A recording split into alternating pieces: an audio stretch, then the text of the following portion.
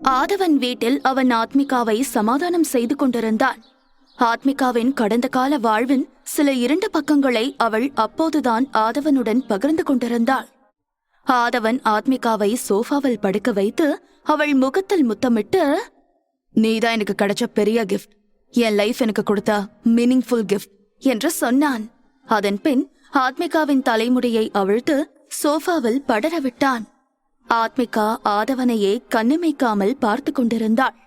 அவளை பொறுத்தவரை அவள் மனதில் அதுவரை சுமந்திருந்த பாரம் இறங்கியிருந்தது. அதற்கு முன்பு வரை அவளை வேறொரு பதட்டம் ஆட்கொண்டிருந்தது.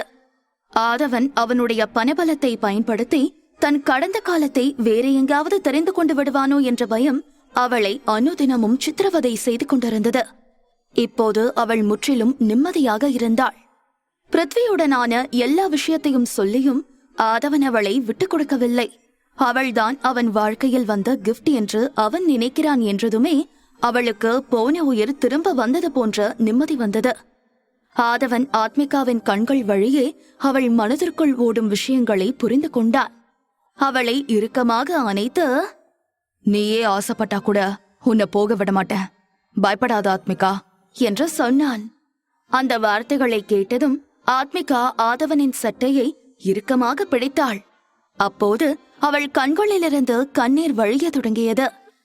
உன்னை கல்யாணம் பண்ணது ஒரு ஆக்சிடென்டல் டிசிஷன் தான்.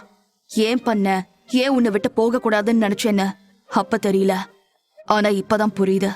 நானும் நீயும் ஒருத்தருக்காக ஒருத்தர்னு வாழ பிறந்தவங்கன்னு என்றபடி ஆதவன் மெதுவாக ஆத்மிகாவின் கழுத்தில் முத்தமிட தொடங்கினான். அதன் காரணமாக ஆத்மிகாவின் உடல் முழுவதும் உஷ்ணமானது. தன்னை மறந்து ஆதவனின் காலரை பிடித்து இறுக்கியபடி அவன் காதை கடித்தாள். அதன் பின் சட்டென வெட்கப்பட்டு விலகினாள். ஆதவன் அவளை ஆச்சரியமாக பார்த்தான். ஏனென்றால் ஆத்மிகா இப்படி இதுநாள் வரை ரியாக்ட் செய்தது இல்லை. ஒவ்வொரு முறையும் அவன் முத்தமிடும் போதெல்லாம் உறைந்துதான் போவாளே தவிர பதிலுக்கு ரியாக்ட் செய்தது கிடையாது. ஆதவனின் ஆண்மை மேலும் வலுவான ஒன்றாக மாறியது. அவள் கன்னத்தோடு கன்னம் வைத்து உரசியபடி, உனக்கும் சில விஷயம்லாம் நான் சொல்லாமலே தெரியும் போல என்றான். ஆத்மிகா அவன் இடுப்பை 2 கைகளால் சுற்றி கொண்டு, நேச்சுரல் ரிஃப்ளெக்ஸ் ஆக்ஷன் என்று புன்னகைத்தாள். ஆதவன் கண்களை சுருக்கி அவளை பார்த்து, இதெல்லாம் அப்ப ஏன் வரல, இப்ப ஏன் வருதுன்னு தான் தெரியல என்றான்.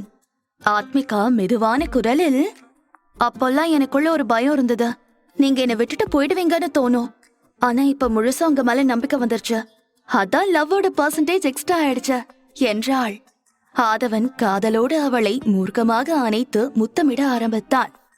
பால்கனியில் இருந்த நிலா வேகமாக மேகத்துக்குள் தன்னை மறைத்து கொண்டது. தலையை உயர்த்தி ஆத்மிகாவையே பார்த்த ஆதவன் அவளை பிடித்து மூக்கை இழுத்தான். நான் இன்னும் ஆரம்பிக்கவே இல்ல, அதுக்குள்ள எப்படி செவந்து போற என்றான். ஆத்மிகாவோ, எனக்கு சென்சிட்டிவ் ஸ்கின்னு உங்களுக்கு தெரியாதா டாக்டர் என்று என்ன பேசுவதென்று தெரியாமல் கண்கள் மூடி கிறங்கினாள். குளிருக்கு இதமாய் ஆதவன் அவளை அணைத்துக் கொண்டான். நம்ம பெட்ரூம் போகலாம் என்றபடி ஆத்மிகாவை ஏந்திக் கொண்டு படுக்கைக்கு வந்தான். அவளை 3 முறை வேகமாக சுற்றி படுக்கையில் போட்டான். படுக்கையில் விழுந்து அதன் மென்மையில் புதைந்து போன ஆத்மிகாவிற்கு தலை சுற்றியது. அப்போது அவள் மீது ஒரு கணத்தை உணர்ந்தாள். கண் திறந்து பார்த்தபோது ஆதவன் அவளையே ஏக்கமாக பார்த்து கொண்டிருந்தான். ஹே, நாம நேத்து முடிக்க வேண்டிய ஒண்ணு பாக்கி இருக்க என்றபடி அவள் மீது படர்ந்தான். முதல் நாள் காலையில் ஆதவன் அவளோடு நடந்து கொண்ட விஷயங்கள் அவளுக்கு ஞாபகம் வர, அதெல்லாம் வேண்டாம், தள்ளி போங்க என்றாள். ஆதவன் திரும்பி ஆத்மிகாவை கையில் ஏந்தினான். அதெல்லாம் முடியாது, நமக்கு கல்யாணம் முடிஞ்சு 2 மாசமாச்சு, இன்னும் ஃபர்ஸ்ட் நைட்டே நடக்கல என்று சினுங்கினான். ஆத்மிகா அவனை பார்த்து, அப்பா பிரான்ஸ் வீட்ல நமக்கு நடந்ததுக்கு பேர் என்ன என்று கேட்டாள். ஆதவன் சிரித்துக்கொண்டே, ப்ரீ வெட்டிங் நைட், அதனாலதான் நமக்கு கல்யாணமே ஆச்சு, ஆனா அதுக்கப்புறம் நோ ரொமான்ஸ் என்று உதட்டை பிதுக்கினான். அதன் பின் ஆத்மிகாவை மெல்ல குப்புற படுக்க வைத்து அவள் முதுகில் தன் விரல்களால் கோலம் போட்டான். ஆத்மிகாவால் அந்த உணர்வுகளை கையாள முடியவில்லை. ஆதவன் ஒரு கையால் அவளது சூட்டின் ஜிப்பை இழுத்தான். மெல்ல உடை திறந்து ஆத்மிகாவின் உடலுக்கு போகும் வழியை காட்டியது. ஆதவனின் விரல் ஆத்மிகாவின் மேலுடம்பில் பல்வேறு இடங்களை தொட்டு பார்த்தன. பெரிய யானை ஒன்றை தடவி தடவி அறிந்து கொள்ளும் குருடனின் நிலையில் ஆதவன் இருந்தான். ஆதவன் மெதுவாக அவள் கழுத்து எலும்பின் குழியில் முத்தமிட்ட போது, டாக்டர், இதெல்லாம் வேண்டா என்று ஆத்மிகா முனகினாள். ஆதவன் தலையை உயர்த்தி அவளை பார்த்தான். அவனது கண்களில் தெரிந்த காதலில் ஆத்மிகா துளைந்து போனாள். தலையணையை இறுக பிடித்துக் கொண்டு கண்களை மூடினாள். ஆதவன் அவளை வேகமாக தன் பக்கம் திருப்பி அவள் காதருகே குனிந்து, மிஸ்ஸஸ் ஆதவன், நீ என்ன ரிஜெக்ட் பண்றியா, அதுவும் பெட்ல என்று கேட்டான். அப்படி சொல்லிக் கொண்டிருக்கும் போதே ஆதவனின் ஒரு கை அவளின் கழுத்துக்கு கீழ் இறங்கிக் கொண்டிருந்தது. ஆத்மிகா எதுவும் பேசாமல் சட்டென திரும்பி படுத்தாள். அவள் அப்போது உள்ளாடை மட்டுமே அணிந்திருந்ததால் அவள் முதுகு தெளிவாக தெரிந்தது. ஆத்மிகாவின் முதுகில் முத்தமிட்டுக் கொண்டே வந்த ஆதவன், தட்ஸ் குட் என்று சொன்னபடி மேலும் முன்னேறினான். அதை கேட்டுக்கொண்டிருந்த ஆத்மிகா தலையணையை கையில் இறுக்கமாக பிடித்தாள். இருவருக்கும் இடையே இருந்த ஒரு மௌன சுவர் இன்று ஏறக்குறைய விழுந்து கொண்டிருந்தது. அந்த உறவு மிகவும் பலமானது என்பதை ஆத்மிகா உணர்ந்தாள். காதலை விட அதிகமான ஒன்றை ஆதவன் அவளுக்கு கொடுத்திருக்கிறான். ஆதவனை சந்தோஷப்படுத்த வேண்டிய பொறுப்பு இப்போது ஆத்மிகா கையில் இருக்கிறது. ஆதவனின் முத்தங்கள் எல்லாம் இப்போது சின்ன சின்னதான கடிகளாக மாறியது. இது ஆத்மிகாவின் மூச்சை சமநிலை இல்லாமல் போக வைத்தது. ஆதவன் அவளை முத்தமிட்டபடி அவள் முகத்தை பார்த்து, யூ ஆர் மை வேர்ல்ட் என்றான். ஆத்மிகா அவன் கண்களை பார்த்து கொண்டே, தென் கம்ப்ளீட் மை வேர்ல்ட் என்றாள்.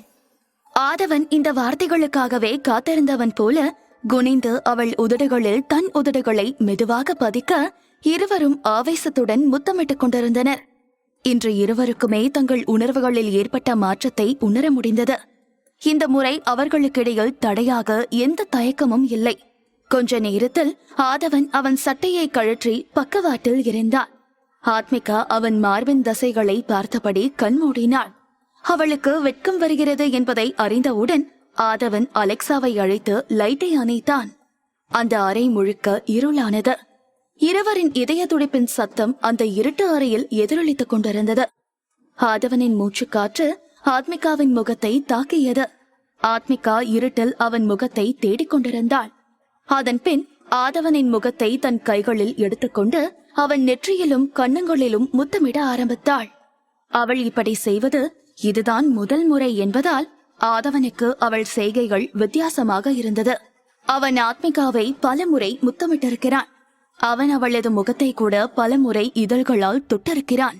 அப்போதெல்லாம் அமைதியாய் அதை வாங்கிக் கொண்ட ஆத்மிகா அதற்கெல்லாம் சேர்த்து வைத்து இப்போது முத்தமிட ஆரம்பித்தாள். ஆதவனின் கன்னம் ஆத்மிகாவின் முத்தங்களால் சூடானது. அவன் ஒரு கையால் ஆத்மிகாவின் முடியை பிடித்தான். நீ நெருப்பு கூட விளையாடுற, நான் ஆரம்பிச்சேன்னா அப்புறம் நிறுத்த முடியாது என்றான். அதை கேட்ட ஆத்மிகாவின் இதயம் வேகமாக துடிக்க தொடங்கியது. உலகின் மிக அழகான நிழலை தன் ஈரக்கண்களால் பார்த்தபடி, நாம ரொம்ப நாள் முன்னாடியே இதை ஆரம்பிச்சிருக்கணும் என்று தாபத்தோடு சொல்லிவிட்டு அவள் ஆதவனின் முகத்தை தன் கைகளில் எடுத்து அவனை முத்தமிட ஆரம்பித்தாள். கொஞ்ச நேரம் அந்த படுக்கையில் அனல் பறந்தது. அடுத்த சில நிமிடங்களில் அவர்கள் தங்கள் ஸ்பெஷல் நொடிகளை அனுபவிக்க இருந்தனர். அப்போது பார்த்து கதவு தட்டுப்பட்டது. ஆத்மிகா ஆதவனின் மேல் அமர்ந்து அவனை ஆழமாக முத்தமிட்டுக் கொண்டிருந்தாள். முதலில் அலட்சியப்படுத்தினாலும் தொடர்ந்து தட்டப்படவே ஆத்மிகா மெல்ல ஆதவனிடமிருந்து கீழே இறங்கியபடி, டாக்டர், யாரோ வெளியில நிக்கிறாங்கன்னு நினைக்கிறேன் என்றாள். ஆதவன் அவளை தன்னோடு இழுத்து தனக்கு கீழ் கொண்டு வந்தான். அத பத்தி இப்ப ஏன் பேசுற, ஆளுங்க இருக்காங்க, பாத்துப்பாங்க என்றபடி அவள் இதழ்களை மூடினான். மூன்றாவது தட்டலில் ஆத்மிகாவும் ஆதவனும் எரிச்சல் அடைந்தார்கள். போய் பாருங்க டாக்டர் என்று ஆத்மிகா சொல்ல, ஆதவன் படுக்கையின் ஓரத்தில் கிடந்த தனது சட்டையை அணிந்து கொண்டு ஆத்மிகாவை ஆவேசமாய் ஒரு பார்வை பார்த்தான். நான் போயிட்டு வந்து உன்னை பாத்துக்கிறேன், இன்னைக்கு நீ என்கிட்ட இருந்து தப்பிக்க முடியாது என்றான். ஆத்மிகா வெட்கத்தோடு காத்துட்டு இருக்க என்றாள். ஆதவன் கோபமாக கதவை திறக்க அங்கே தமிழரசி நின்று கொண்டிருந்தாள். அவள் முகம் வெட்கத்தில் இருந்தது. ரொம்ப நேரம் கழித்து அவன் கதவை திறந்ததால் தான் தவறான நேரத்தில் அவர்களை தொந்தரவு செய்து விட்டோம் என்று அவள் புரிந்து கொண்டாள். ஆதவன் தமிழரசியை முறைத்தபடி, இந்த லேட் நைட்ல உனக்கு என்ன வேலை என்று கேட்டான்.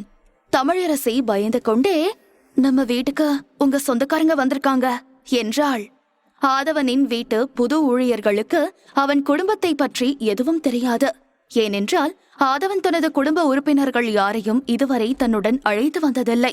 ஆதவன் ஒரு நிமிடம் யோசித்தபடி, சரி, அவங்களுக்கு காஃபி ரெடி பண்ண. ஆத்மிகா பத்தி யாரும் எதுவும் அவங்க கிட்ட பேசக்கூடாதுன்னு சொல்லிவே என்றான். அதன் பின் வேகமாக படுக்கை அறைக்குள் செல்ல, அங்கே ஆத்மிகா தன் டாப்ஸை அணிந்திருந்தாள். என்னாச்சு, என்ன விஷயம் என்று கேட்க, ஆதவன் பெருமூச்சுடன், அது என் ஃபேமிலி, என்கிட்ட சொல்லாம கிளம்பி வந்திருக்காங்க என்றான். அதை கேட்டதும் ஆத்மிகா அதிர்ச்சியானாள். ஆதவன் இன்னும் தங்கள் திருமணத்தை பற்றி வீட்டில் யாரிடமும் சொல்லவில்லை என்று ஆத்மிகாவிற்கு ஏற்கனவே தெரியும். ஆதவனை பார்த்து, சரி, நீங்க போய் அவங்க கூட பேசுங்க, நான் இங்கே இருக்கேன் என்றாள். ஆதவன் இந்த வார்த்தைகளைத்தான் அவளிடம் சொல்ல நினைத்திருந்தான். ஆனால் அதற்குள் ஆத்மிகாவை அதை சொல்லிவிட்டாள். நான் நம்மளை பத்தி வீட்டுல கூடிய சீக்கிரம் சொல்லிருவேன், கவலைப்படாத. உன்னை பத்தி எல்லா விஷயமும் எனக்கு தெரிய வந்த அப்புறம்தான் என்னால அம்மா கிட்ட இதை பத்தி பேச முடியும் என்று ஆத்மிகாவிடம் சமாதானமாக சொன்னான் ஆதவன். ஆத்மிகா சிரித்துக் கொண்டே, புரியுதுங்க, நான் வெயிட் பண்றேன் என்றாள். ஆதவன் அவள் முகத்தோடு முகம் வைத்து, என் வைஃப் ரொம்ப பிரில்லியன்ட், ஐம் லக்கி என்று சொல்லிவிட்டு சிரித்துக் கொண்டே வெளியே சென்றான். வசுந்தரா, மேனகா இருவரும் நடு சோஃபாவில் அமர்ந்திருந்தார்கள். வித்யாவும் சந்தியாவும் தனித்தனி சோஃபா சேர்களில் அமர்ந்திருந்தனர். ஆரவ் எழுந்து ஹால் கண்ணாடி வழியாக இருட்டில் தெரியும் தேயிலை தோட்டங்களை பார்த்து கொண்டிருந்தான். மேனகா அந்த வீட்டை மேலும் கீழுமாக பார்த்தார். அவர்களின் ஊட்டி பங்களாவை விட இந்த இடம் இன்னும் பெரிதாக இருந்தது. இந்த இடம் ஆதவனுக்கென்று அவருடைய அப்பா கொடுத்த இடம். அதில் ஆதவன் தன் விருப்பம் போல வீடு கட்டியிருந்தான். இந்தியாவின் தலை சிறந்த டிசைனர் இன்டீரியரை செய்து கொடுத்திருந்தார். அந்த கட்டிடத்தின் ஒவ்வொரு செங்கலும் அதன் செல்வ செழிப்பை எடுத்துரைத்தது. வித்யா அம்மாவை பார்த்து கண்காட்டி அங்கிருக்கும் வேலைக்காரர்கள் அவளை வித்தியாசமாக பார்ப்பதாக சொன்னாள். அவர்களுக்கு பொறுமையாகவும் அழகாகவும் ஸ்நாக்ஸ், டீ பரிமாறும் ஆட்களை கவனமாக பார்த்தாள் சந்தியா. அவள் நினைத்ததை விட இந்த இடம் மிகவும் ஆடம்பரமாக இருந்தது. உண்மையில் சந்தியாவிற்கு இங்கேயே தங்க வேண்டும் என்கிற ஆசை உண்டானது. வசுந்தரா ஒரு வேலைக்கார ஆளிடம், இன்னுமா ஆதவன் வரல? அவன் என்ன அதுக்குள்ள தூங்கிட்டானா? வீட்டுலதான் இருக்கானா இல்ல வெளியூர் போயிருக்கானா என்று வரிசையாக கேட்டார். அந்த பணிப்பெண்ணின் முகத்தில் சற்று கலவரம் தெரிந்தது. ஆனால் சமாளித்தபடி, சார், இன்னைக்கு சீக்கிரமாவே தூங்க போயிட்டாரு மேம். நீங்க வந்திருக்கிறதா சொன்னோம். அவர் இப்ப 10 நிமிஷத்துல வந்துடுறேன் இருக்காரு என்றாள். அவள் சொல்லி முடிக்கும் முன் மாடிப்படியிலிருந்து ஆதவனின் காலடி சத்தம் கேட்டது. ஆதவன் ஒரு பேரழகன் போல கம்பீரமாக இறங்கி வந்தான். பிளாக் அண்ட் ஒயிட் ஷர்ட்டில் சட்டையின் மேல் 2 பட்டன்கள் திறந்திருந்தன. சந்தியா ஒயிட் மார்பிள் படிக்கட்டுகளில் ஹீரோ போல இறங்கி வரும் ஆதவனை கண்ணிமைக்காமல் பார்த்து கொண்டிருந்தாள். தடதடவென படிகளில் இறங்கி ஹாலுக்கு வந்து சோஃபாவில் அமர்ந்த ஆதவன், இப்ப என்ன அவசரம்னு குடும்பமா எல்லாரும் ஒண்ணு கூட என்ன பார்க்க வந்திருக்கீங்க என்று கேட்டான். அந்த அமைதியான வரவேற்பறையில் ஆதவனின் குரல் மிகவும் சத்தமாக எதிரொலித்தது. ஆதவனின் குரலை வைத்தே வசுந்தரா அவன் மனநிலையை புரிந்து கொண்டாள். நான் எதுக்கு வரப்போறேன் ஆதவா? உன்னை பார்க்கதான் கிளம்பி வந்தேன். நீ வீட்டுக்கு வந்து ரொம்ப நாள் ஆச்சுல்ல என்று சிரித்தபடி சொல்லி நிலைமையை சமாளிக்க பார்த்தார். ஆதவன் கூர்மையான கண்களுடன், உண்மையா நீங்க என்ன பார்க்கவா வந்தீங்க என்று மேனகாவை பார்த்து கேட்டான். வித்யா தடுமாறியபடி, அது நான் தான் உங்களை சும்மா சர்ப்ரைஸ் பண்ணலான்னு இந்த ஐடியா கொடுத்தேன் என்றாள். ஆதவன் கோபம் குறையாமல் வீட்டு வேலையாட்களிடம், இவங்க எல்லாருக்கும் டின்னர் ரெடி பண்ணுங்க போங்க என்று அவர்களை அங்கிருந்து அனுப்பினான். ஆரவ் ஆதவனை பொறாமையாக பார்த்து கொண்டிருந்தான். அப்போது வசுந்தரா குறுக்கிட்டு, இப்ப எது கூட இவ்வளவு அதகலம் பண்ற? எங்களுக்கு உன்னை பார்க்க வர உரிமை கூடவா இல்ல? இப்ப என்ன, நாங்க உன்னை பார்க்க வந்தது உனக்கு பிடிக்கல அவ்வளவுதானே? சரி, நாங்க கிளம்புறோம் என்றபடி வசுந்தரா எழுந்து வாசலை நோக்கி நடந்தார். அதை எதிர்பார்க்காத ஆதவன் தலையில் கை வைத்தபடி அமர்ந்தான்.